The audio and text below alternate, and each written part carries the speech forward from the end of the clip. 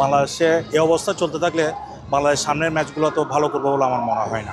সাকিব অবশ্যই আমরা চাই যে কি সবসময় সাকিবকে টিমে রাখার জন্য, তবে সে আমি যতটুকু বুঝি সে আশায় আছে সে বাংলাদেশে যাবে এবং সাকিবের সাথে as a player we have very good communication with him এবং আমরা তার সাথে কমিউনিকেশনটা এবং সুসম্পর্কটা সবসময় রাখি আর কি। না মানে সাকিব দেশে যেতে পারছে না, আপনার তিনি কোনো আপসেট হয়ে ওঠে কিনা খেলতে পারছে না? বেসিক্যালি দেশে যেতে না পারলে কে না আপসেট হয়, সবাই আপসেট হয়, তার মধ্যেও সে আপসেটনেস আছে এবং দেশে যাওয়ার জন্য সে উদ্গ্রীব। সে চাইছিল ওইখানে গিয়ে রিটায়ারমেন্ট নেওয়া, রিটায়ারমেন্ট নেওয়ার তার খুব ইচ্ছা ছিল, যেটা হয়ে ওঠেনি এখন পর্যন্ত।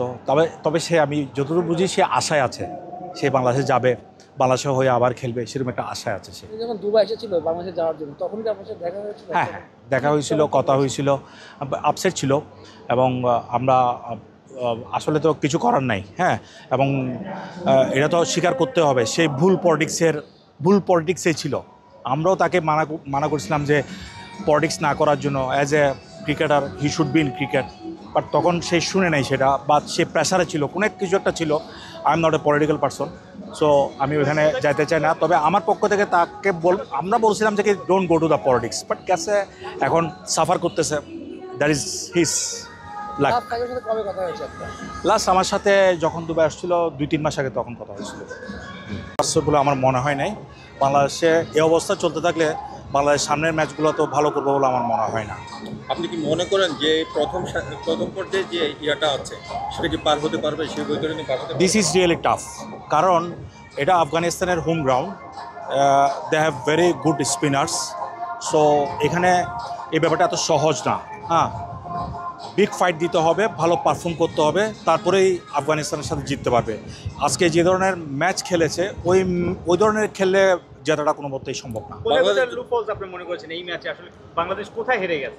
বাংলাদেশ প্রথমত টসটা একটা ভাইটাল ফ্যাক্টর ছিল, টস বাংলাদেশ হেরে গেছে।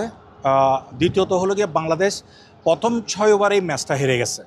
প্রথম 6 ওভারে ইমন এবং তামিম দুজনে 0 রানে আউট হয়ে গেছে, যেখানে আমরা দেখেছি প্রত্যেকটা ম্যাচে তাদের দুজনের একজন কিন্তু পারফর্ম করেছিল, যার কারণে টিমে একটা ফ্লোটা ভালো ছিল, ফ্লো হয়েছিল।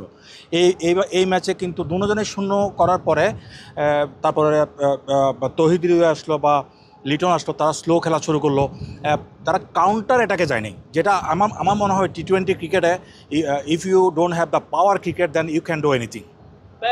এই ধরনের ব্যাটিং বাংলাদেশের ক্রিকেটারদের এই ধরনের ব্যাটিং কি বাংলা টাইগার্সে আসলে বাংলাদেশি ব্যাটাররা বা ক্রিকেটাররা সুযোগ না পাওয়ার কারণ? ডেফিনেটলি আমরা যখন এইসব মাঠে, এই মাঠেই তো আমরা খেলি, এই মাঠে যখন আমরা খেলি তখন কিন্তু আমরা পাওয়ার ফ্যাক্টর, তাদের পার্সেন্টেজ অফ পাওয়ার হিটিং কতটুকু, এটা কিন্তু আমরা করি,